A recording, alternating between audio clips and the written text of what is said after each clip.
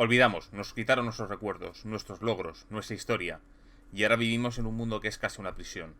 Un sueño que se desquebraja y en el que debemos despertar. Hoy, en las pantallas, los manuales de Gaia, el universo de Anima Beyond Fantasy.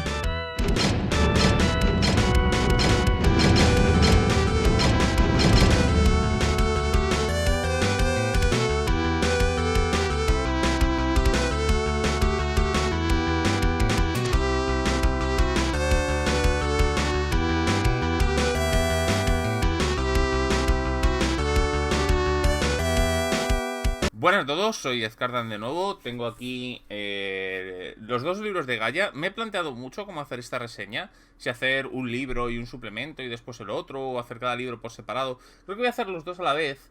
No voy a entrar en detalle, pero no voy a entrar demasiado en detalle porque cada uno de estos libros creo que daría para vídeos de como los de Rokugan, ¿no? Como el de la guía de Imperio de Esmeralda. Puedo pasarme horas hablando de ellos porque ambos son muy interesantes. Este concretamente está súper machacado, este está destrozado. Este no, este está técnicamente nuevo. Me lo he leído un par de veces, pero como yo ya no jugaba Anima en el momento en el que salió este libro, una desgracia porque creo que este libro es muy bueno, pero lamentablemente al no estar jugando ya no le he podido sacar todo el provecho que me hubiera gustado. Este libro, la verdad es que si me hubiera pillado en mi época de jugar este juego, este libro lo hubiera machacado. Sin embargo, el universo de Anima me gusta, aunque el universo de Anima tiene muchas particularidades.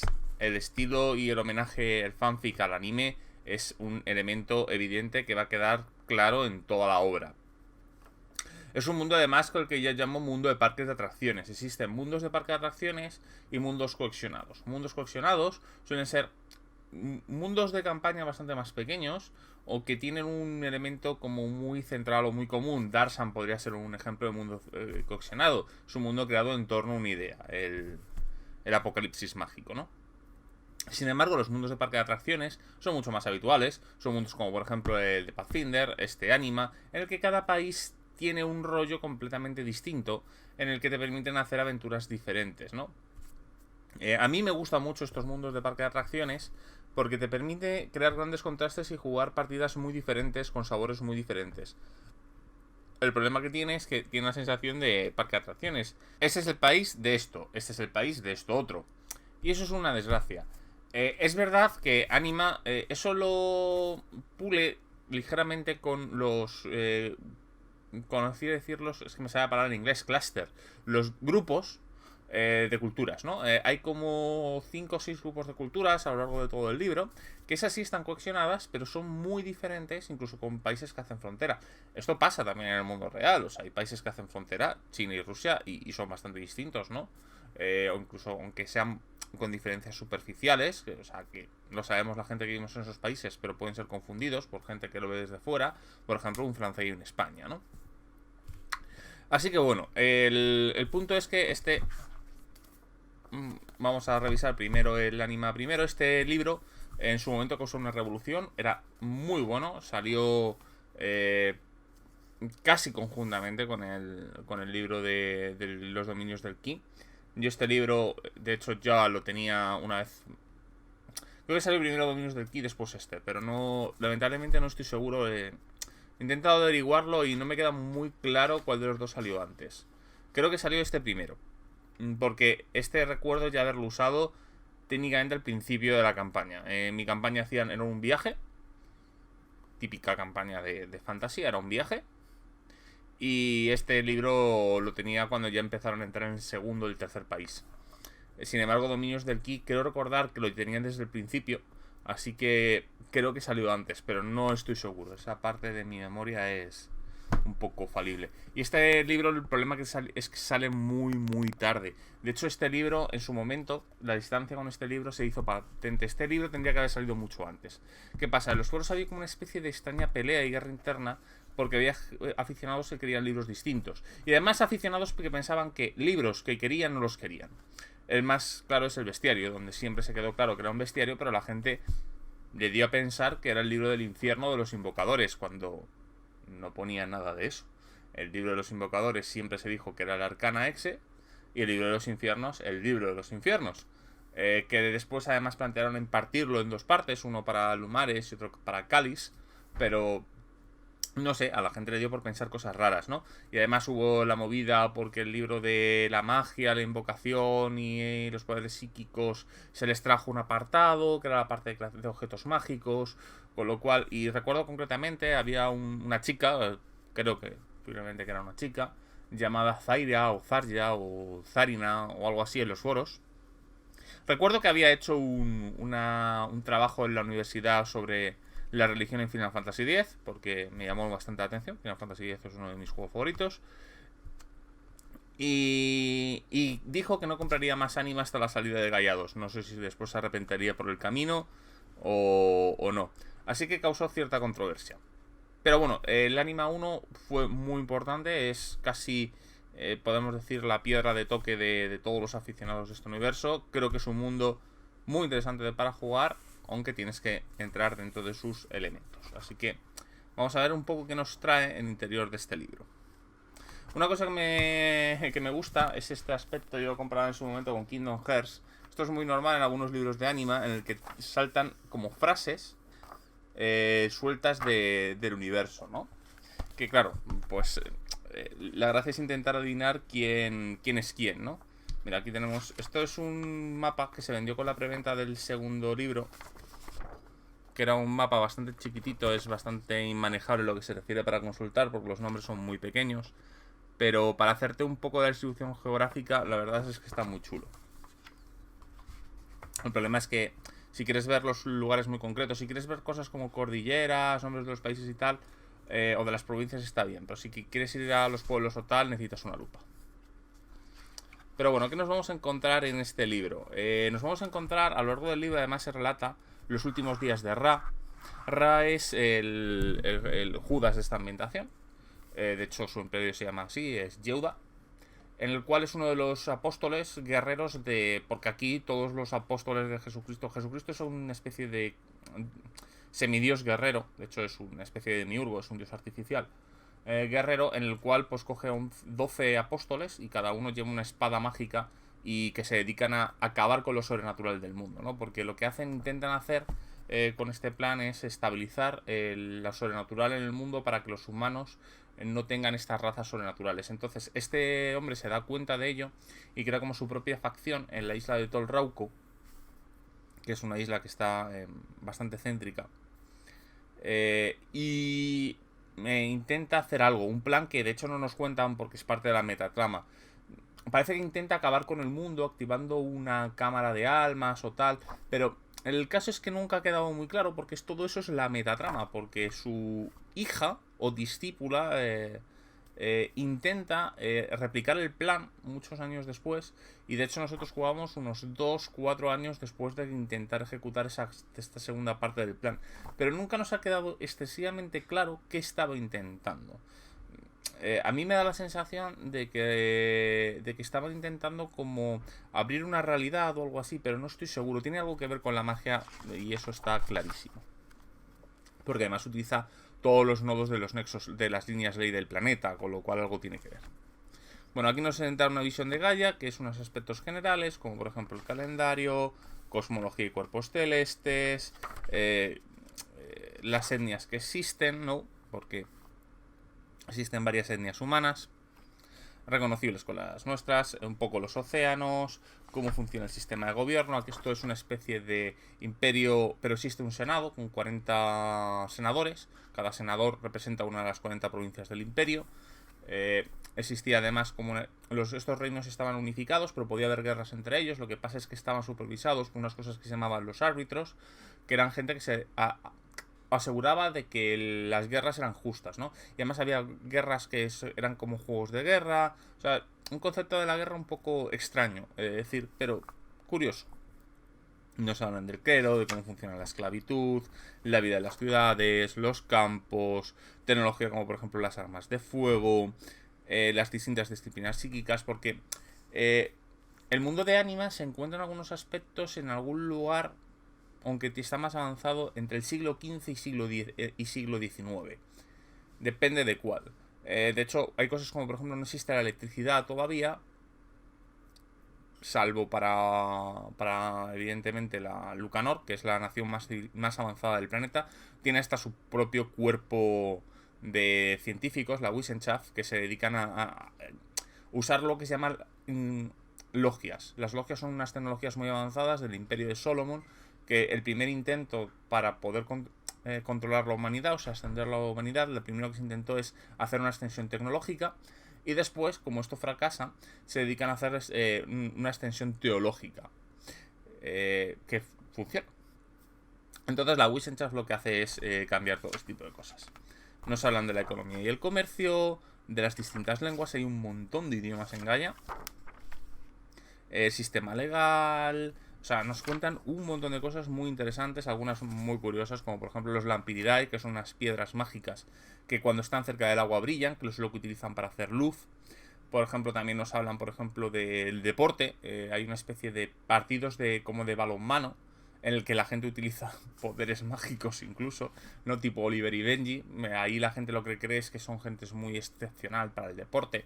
Por ejemplo, que tú golpeas una pelota y de repente, pues yo que sé, destroza la pared del fondo, ¿no? Porque le has dado una potencia increíble, que realmente se utiliza con poderes de extrusión de energía.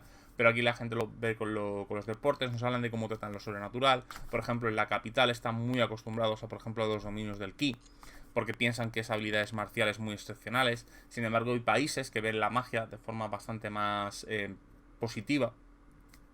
Por ejemplo, todo el tema de las artes marciales, por ejemplo, no les quitaría nada a la parte de que sería China-Japón. O sea, empezamos a ver que existen ligeras excepciones en el mundo.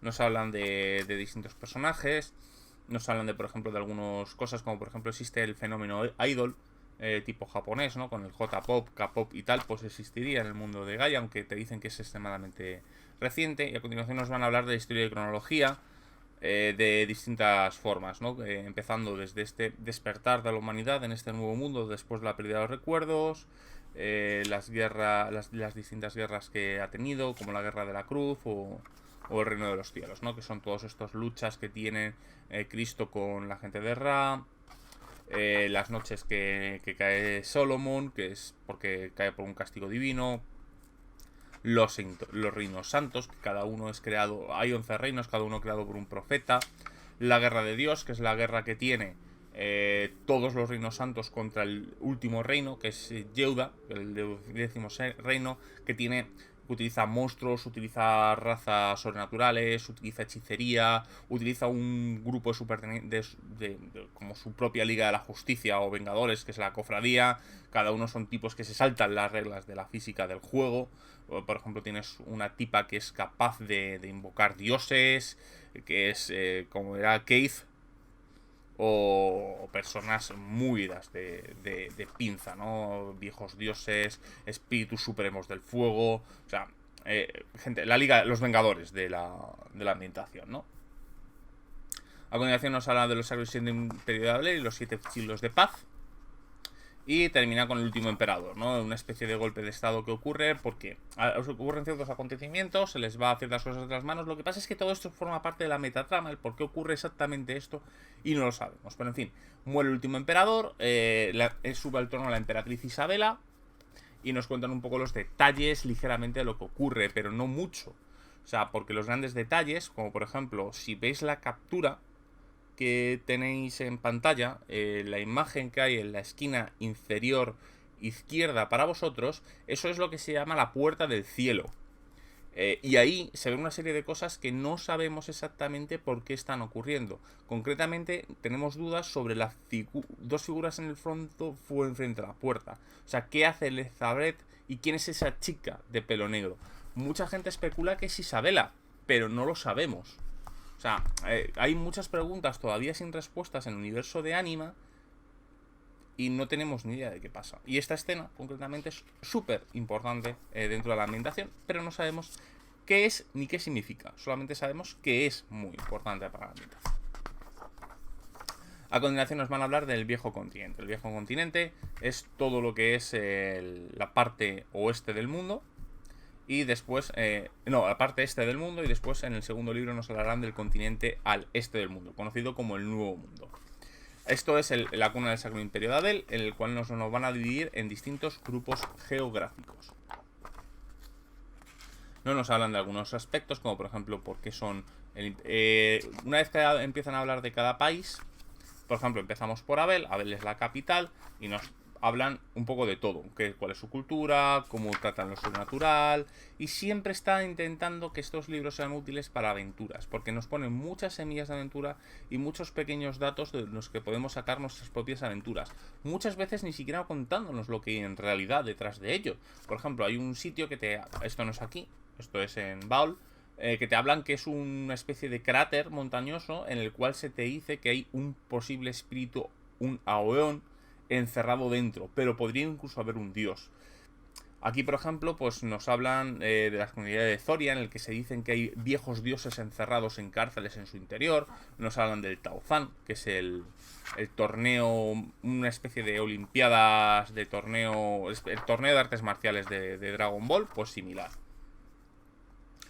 Pues eso, nos hablan de los elementos geográficos, nos hablan de las ciudades principales, nos hablan de personajes importantes de esa zona, si es relevante. Por ejemplo, en Abel nos hablan de Elisabetta, que es la emperatriz, y de Kisidan. Kisidan es lo más ido de olla de toda la ambientación. Es un tipo que trabaja para el Imperium, es un tipo que es un inmortal, lleva viviendo miles de años.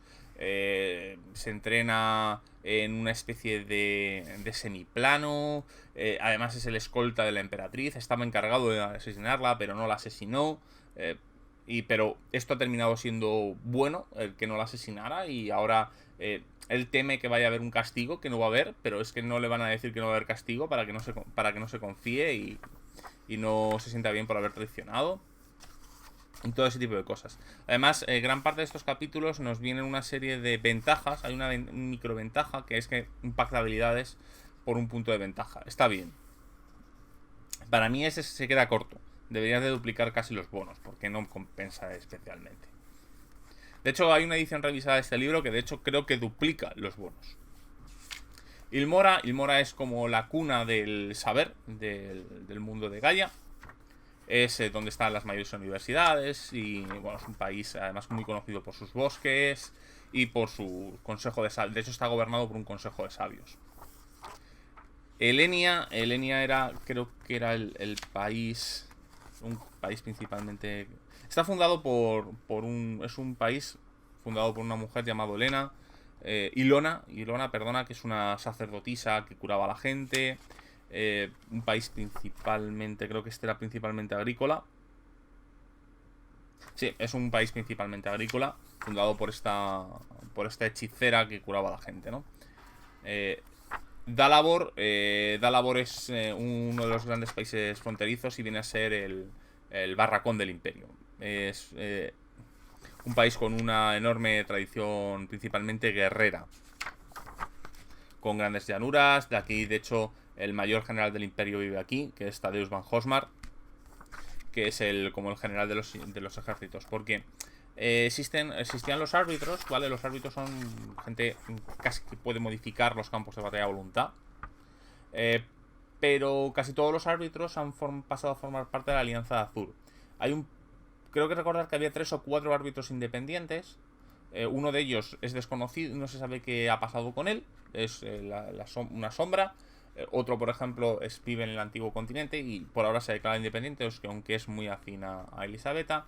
Y luego existen otros dos que no tenemos muy claro qué pasan. Te dicen que hay uno que trabaja para el imperio, pero nunca ha quedado claro ni su nombre, ni...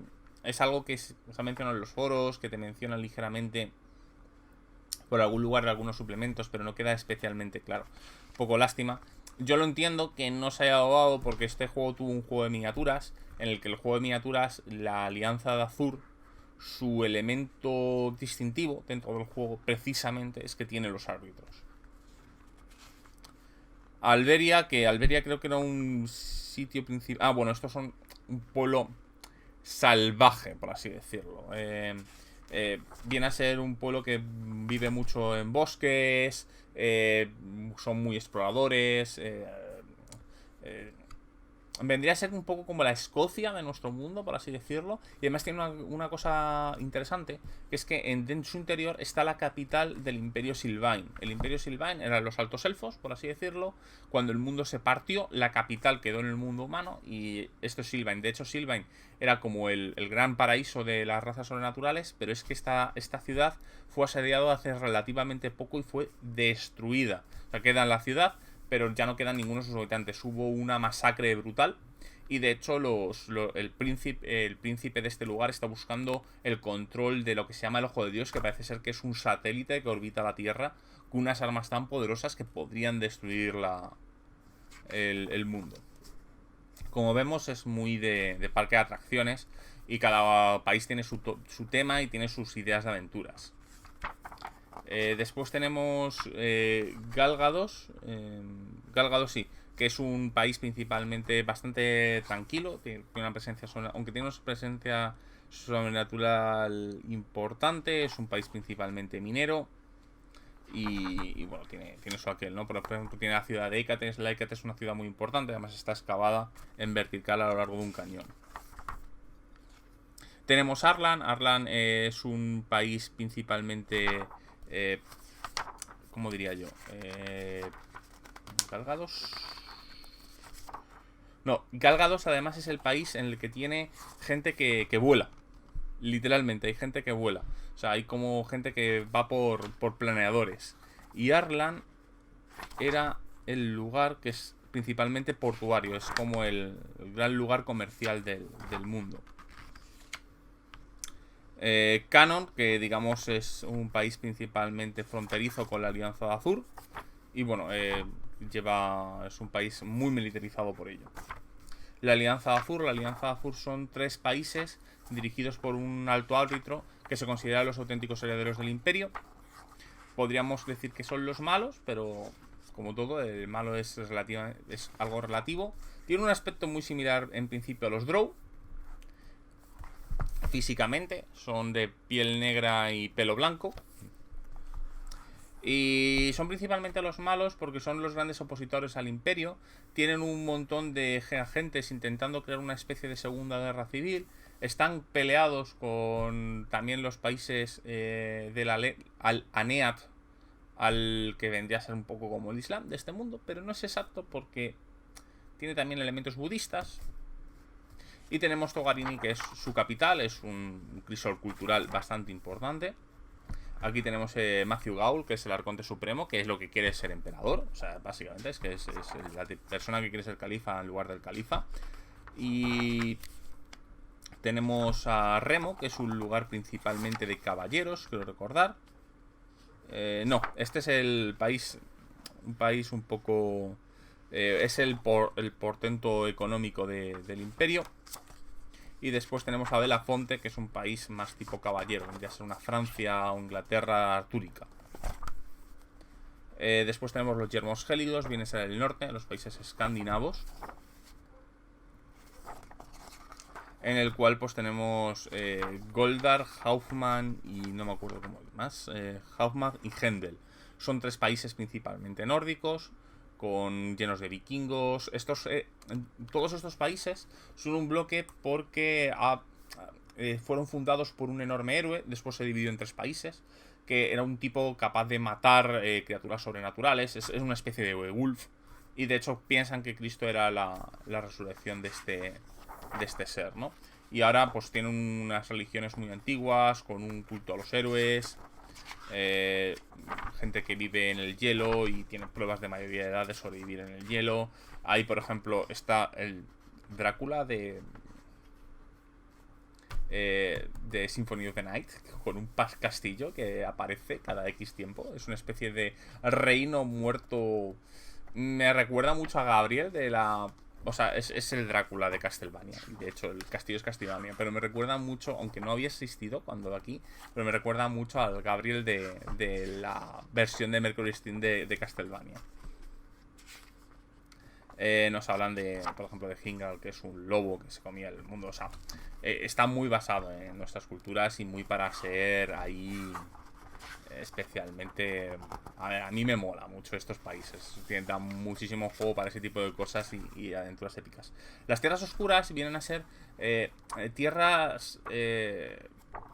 países con una especie de elemento melancólico. Podríamos decir que eso está basado en la parte más de Transilvania.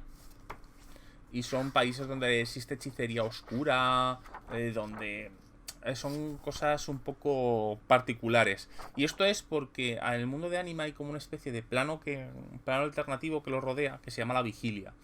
El príncipe de los cuervos es el que gobierna aquí, y lo que está construyendo es una especie de extraña pirámide para hacer un ritual de transformar estas tierras en las tierras de los sueños. Entonces estas tierras, lo que pasa es que están en ese lugar entre nuestro mundo y la Vigilia. Recuerda también mucho a Isen de Séptimo Mar.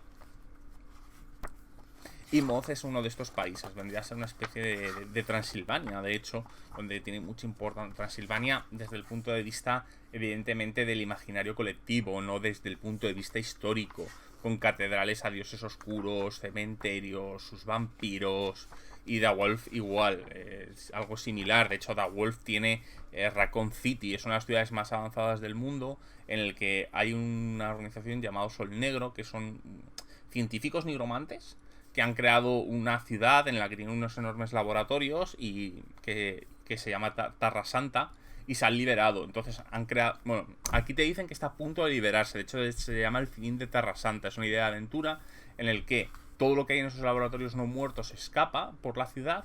Es una de las ciudades más avanzadas del mundo. Incluso tienen algo similar a luz eléctrica. De hecho, es luz de la amperidad. Y lo que piensan crear es un escudo de contención a su alrededor para que todo el mundo desea. Así que si quieres jugar a Raccoon City, tienes aquí Raccoon City. El juego está plagado de localizaciones con este tipo de detalles al mundo del videojuego, al mundo del manga, a películas, que le da ese toque. Es verdad que a veces le da un toque de poca cohesión, pero yo creo que está chulo. La Costa del Comercio, nos hablan de dos países que son repúblicas comerciales, tipo Venecia y Génova, en el que tenemos a Gabriel, que por ejemplo tiene las 10 espadas de Gabriel, que es gente... en Gabriel es la danza, el arte y la espada se consideran lo mismo, ¿no? Y tiene un montón de elementos de esgrima, de nobleza tipo italiana, tipo veneciana, lo cual pues está chulo. Y luego está Faion, que vendría a ser Hong Kong. Es una localización, es una mezcla entre Hong Kong, San Francisco. Es una localización donde Oriente y Occidente digamos que se golpean y tienen cosas propias de la cultura occidental y cosas propias de China y de Japón. De hecho, hay una especie de Stargate que te permite moverte a la isla, aunque ahora mismo no funciona, existe. Está llevado también por una liga de mercaderes. A mí es uno de mis países favoritos, he de decirlo. Pero bueno, después tenemos los estados episcopaliares, que son los reinos pontificios, por así decirlo, en el dominio, que es la capital de la iglesia, con lo que sería el Vaticano y todo ese tipo de cosas, y Argos, que es España en realidad. España-Portugal es un país muy religioso que está llevando principalmente el peso de la cruzada. Es un poco en solitario, aunque muy apoyado por la Alianza Azul. Las tierras de Alenet, que vendría a ser nuestro Oriente Próximo, con sitios como Egipto y tal. Tenemos a Khuzistán y Estigia. Khuzistán vendría a ser todo el imaginario colectivo de lo que vendría a ser algo tipo árabe, más tipo Bagdad, más tipo los Mil y una Noches, y Estigia vendría a ser el antiguo Egipto.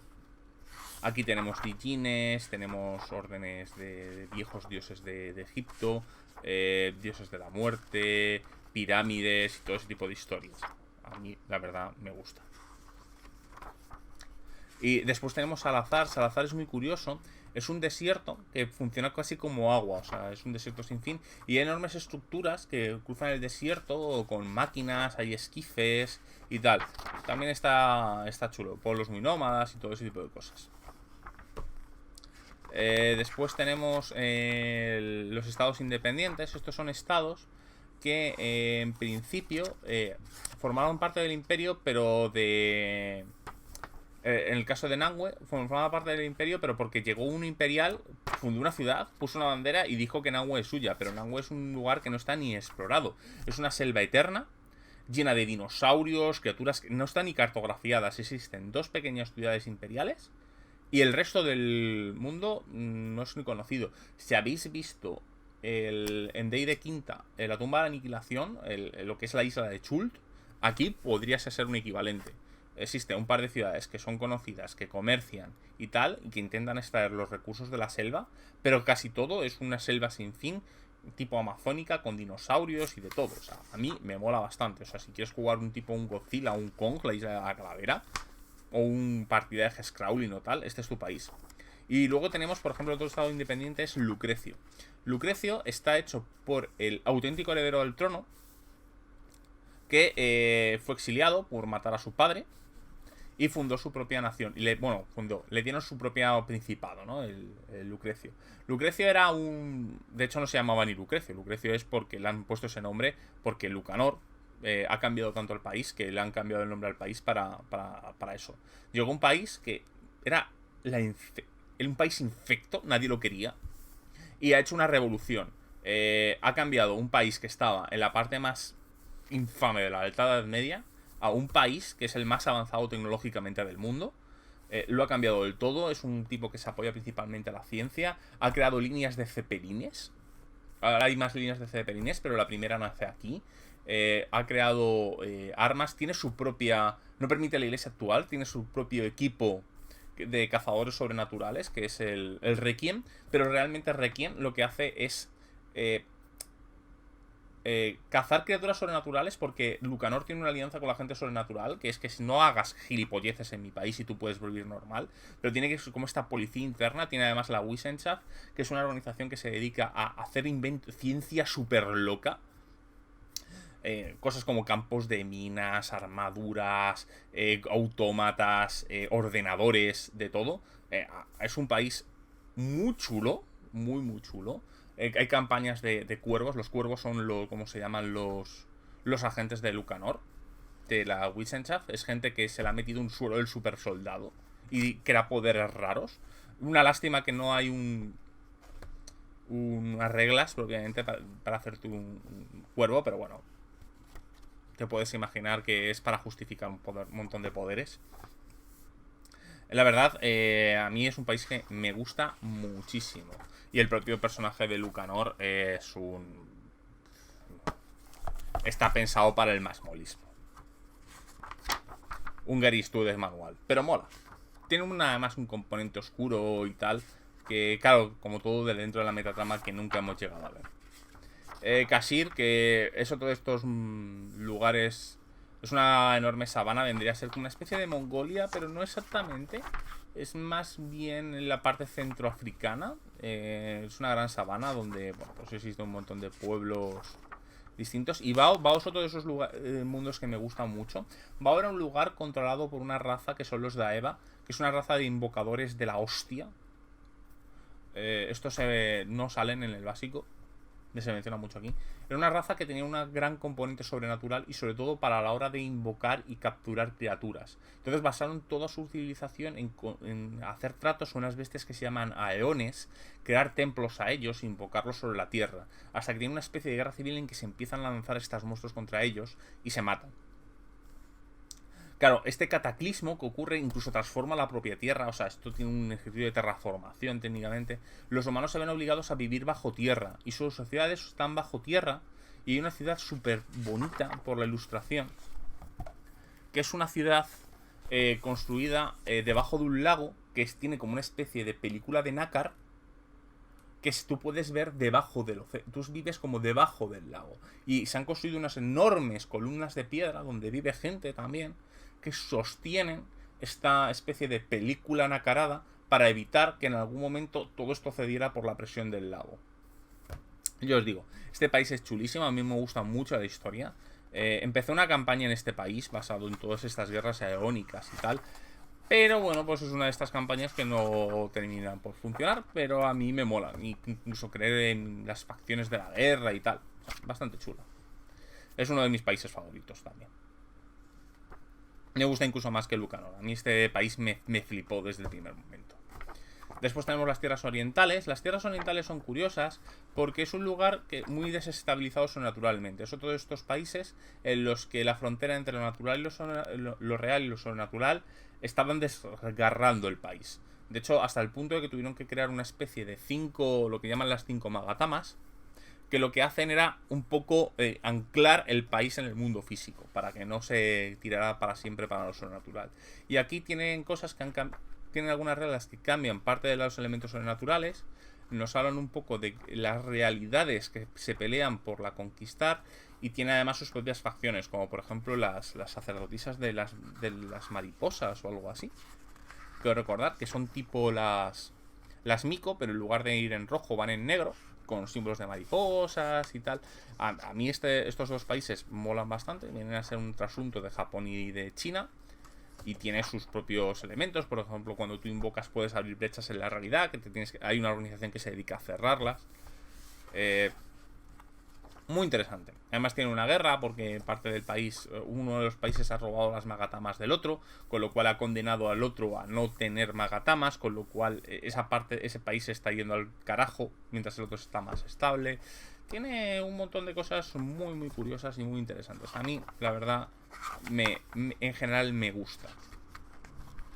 Tiene además artes marciales, el Taozan y tal. Y después tenemos el mar interior, que vendría a ser como una especie de Mediterráneo, con un montón de islas, que tienes incluso un parque de atracciones, tienes la isla de Tolrauco, que es una presión sobrenatural, tienes Mediador, ciudad de vacaciones, la ilustración del parque de atracciones con los bikinis y tal. Esto es muy para hacer típico escena de anime, y esto incluso en Slayer tienes el parque de atracciones. Entonces esto, tienes una prisión donde se guardan todos los grandes criminales del imperio, incluido Kilrain, que es el antiguo guardaespaldas del emperador anterior, que es un tipo de golpea, que pelea, creo que no recuerdo si con 7 o con 11 armas.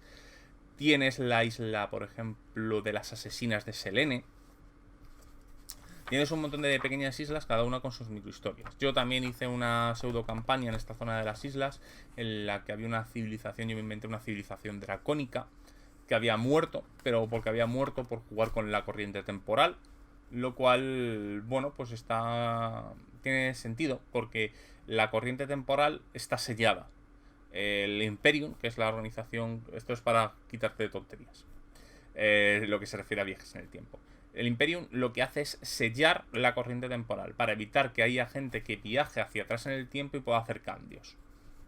Lo cual nos dice, ¿entonces hay viaje en el tiempo? Hay viaje en el tiempo, por supuesto. Viene en la cronomancia, viene en el libro de la magia. Pero está muy perseguida y está, digamos, controlada. El Imperium se dedica a evitar que tú cambies el flujo temporal. Me parece una solución bastante interesante. Religiones y creencias, nos van a hablar de las principales religiones, por supuesto dándole mucha importancia al cristianismo, incluso sus propios 12 apóstoles. Recordemos que el cristianismo es una religión artificial creada porque alguien ha creado un demiurgo y se lo ha plantado a la humanidad. Pero me parece muy curioso que exista. El Ilium, que vendría a ser como la religión celta, pero no.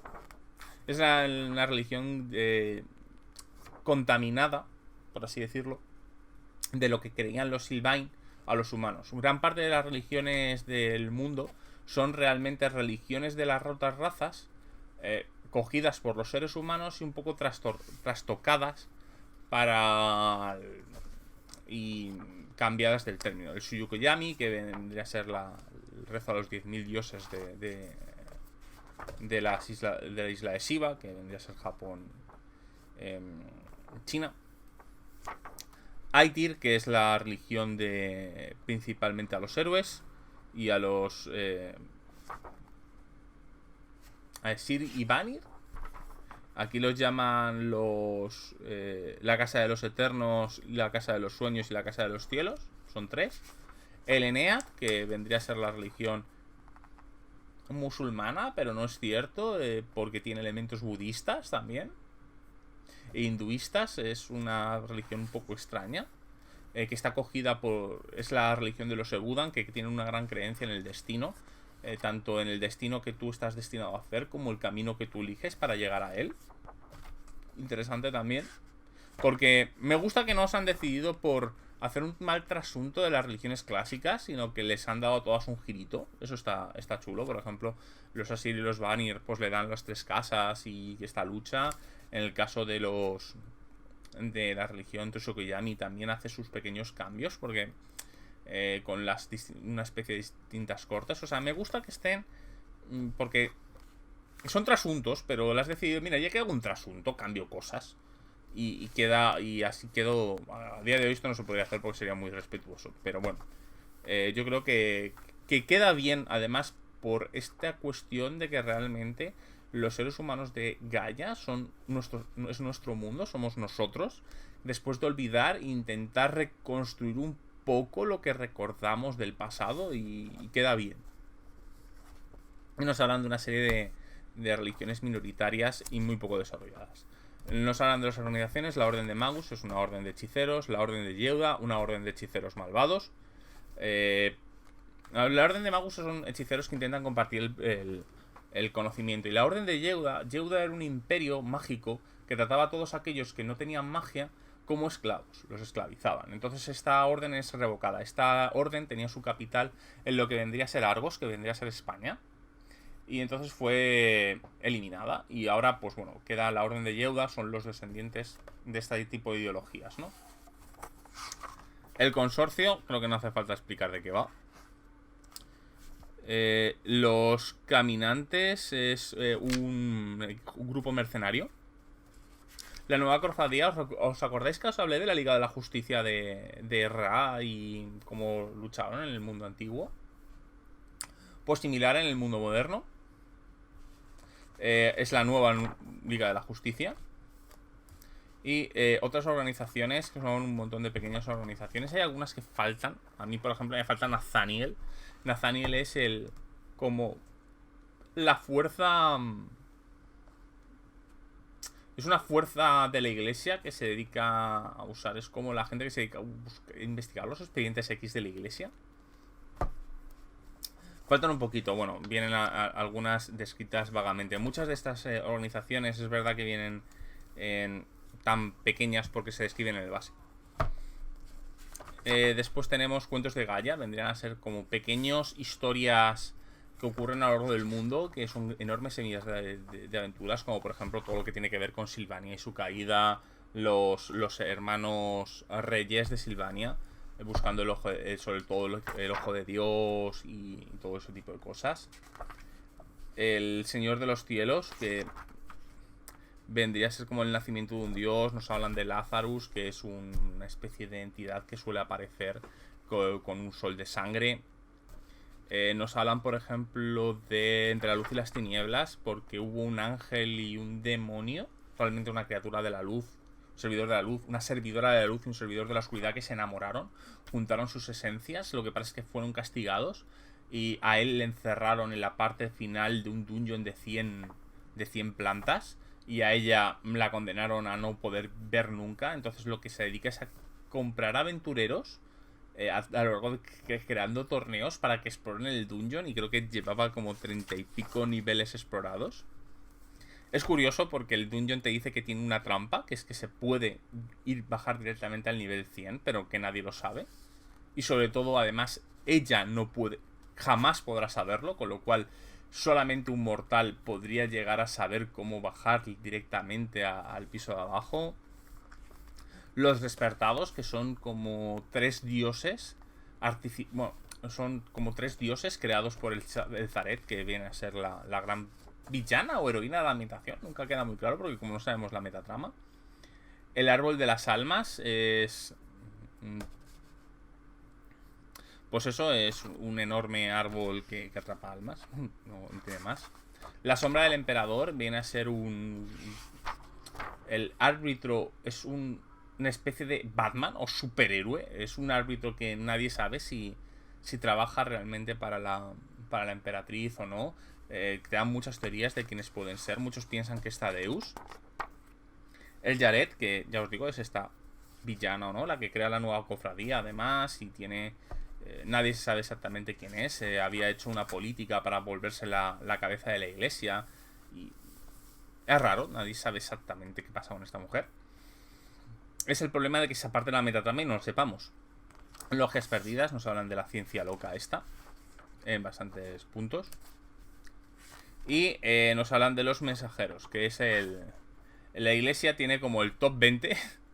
Realmente creo que es el top 22, sí, es el top 22 de hay una profecía que dicen que los mensajeros vendrán y destruir la tierra. Entonces la iglesia ha creado como el top 20, el top 22 de las criaturas sobrenaturales más peligrosas que existen en la tierra, y las intenta eliminar, atrapar o hacer algo con ellas. Y entonces aquí te vienen descritas quiénes son las 22 criaturas sobrenaturales, pero muchas de ellas no tenemos ni fichas ni nada, solo sabemos que existen. Algunas se mencionan en este libro, algunas se mencionarán en el libro siguiente, y algunas solo se mencionan aquí ligeramente, ¿no?